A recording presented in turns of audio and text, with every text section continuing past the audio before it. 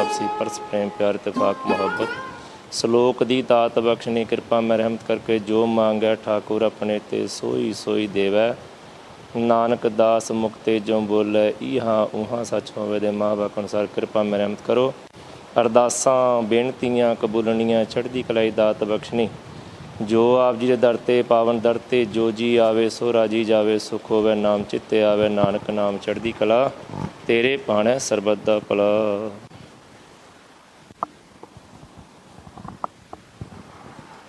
वाहिगुरू जी का खालसा वाहिगुरू जी की फतेह बोले सो निहाल सत श्री अकाल वाहिगुरू जी का खालसा वाहिगुरू जी की पहला तो आप जी नूं गुरफतेह प्रवान होवे जी वाहिगुरू जी का खालसा वाहिगुरू जी की फतेह। ये पावन दर जो कि श्री गुरु अर्जन देव जी महाराज जी का पावन पवित्र स्थान है जी। गुरु अर्जन देव जी जदों बाबा श्री चंद जी नूं मिलण वास्ते श्री अमृतसर तो चल के संगतां नाल सन उन्हां दे नाल चल के आप जी दर ते आईयां सन।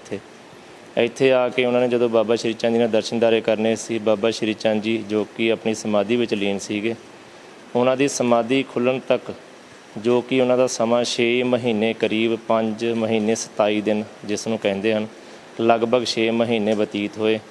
6 ਮਹੀਨੇ ਤੱਕ ਗੁਰੂ ਅਰਜਨ ਦੇਵ ਜੀ ਇਸ ਸਥਾਨ 'ਤੇ ਵਿਸ਼ਰਾਮ ਕਰਦੇ ਰਹੇ।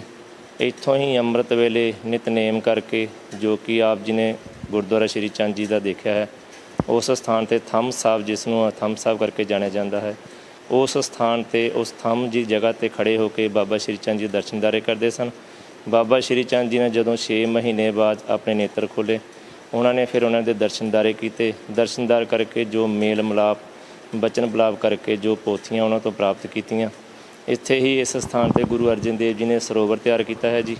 ये सरोवर जो कि कोड़ियां दे कोड़ दूर करता है ਚਮੜੀ ਦੇ ਰੋਗ ਤੋਂ ਛੁਟਕਾਰਾ ਪਾਉਂਦਾ ਹੈ, ਦੁਸ਼ਟਾਂ ਦਾ ਦੁੱਖ ਅਤੇ ਸੰਗਤਾਂ ਨੂੰ ਹਰਦਾ ਹੈ ਜੀ। ਆਪ ਕਿਰਪਾ ਮੇਰੀ ਰਹਿਮਤ ਕਰਨੀ ਇਸੇ ਦਰ 'ਤੇ।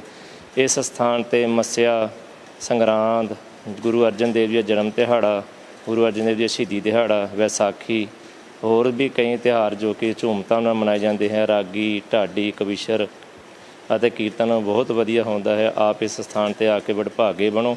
ਇਸ ਸਥਾਨ ਦੇ ਦਰਸ਼ਨਦਾਰੇ ਕਰਕੇ ਸਮੂਹ ਸੰਗਤ ਆਪਣੇ ਚਰਨਾਂ ਦੇ ਪਾਤਰ ਹੋ ਕੇ ਆਪ ਜੀ ਦਾ ਆਇਆ ਕੋਟਾਨ ਕੋਟ ਧੰਨਵਾਦ। ਵਾਹਿਗੁਰੂ ਜੀ ਕਾ ਖਾਲਸਾ, ਵਾਹਿਗੁਰੂ ਜੀ ਕੀ ਫਤਿਹ।